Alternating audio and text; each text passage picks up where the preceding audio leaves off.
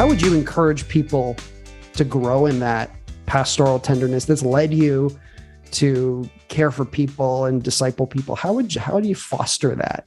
Because I think a lot of worship guys just get annoyed at their people because they're not singing loud enough or they're not clapping or whatever. Sure. How do you facilitate that? Sure. I've had many times where I would be annoyed at them, in general.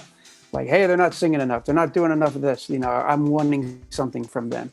But one of the things, we would do these old-fashioned church directories. You remember those? Like once a year, these like terrible pictures of your family of, hey, this Sunday after church, we're going to take our pictures for the... And, some of them looking back were just like, oh gosh, they're like our worst family pictures. However, I would often during the week, I'd have it on my desk and I would just like turn and just go through those pages and I would think about the names. I'd look at their faces and I would ask, do I know a little bit of their story? But just the idea of keeping them in my mind as I would prepare the set list, or even, you're right, it did leak out when I would be writing a song. At some point in the song, I would think, well, wait, is this something I could picture our people singing, like the 5th row, the 10th row? Is this something I could picture them, different generations, like singing along with? Or am I trying to do something too cool? Just praying for them.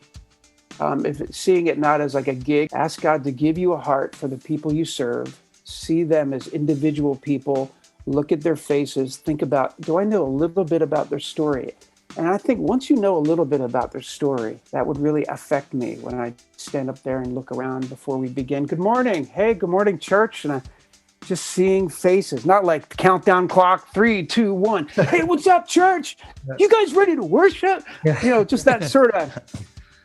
No, man, Sunday morning should just feel like a big living room, just being that kind of a caring about people. And then, so I think that just leaks out and it'll affect the way you lead worship.